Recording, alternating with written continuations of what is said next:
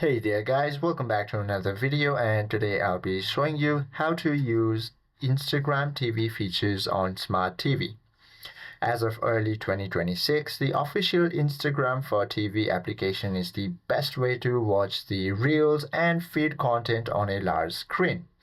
While it was initially exclusive to Amazon Fire TV, it has recently expanded to Google TV devices in the US. Now, to use this official Instagram for TV, all you have to do is search for Instagram in your TV's App Store and select Get or Install. Now, once you do so, open the application and select Add Account option. A QR code will appear on the TV screen. Now, what you can do is scan the QR code with your phone's camera, which will open the Instagram application on your mobile device. Then tap Continue to automatically log into your TV.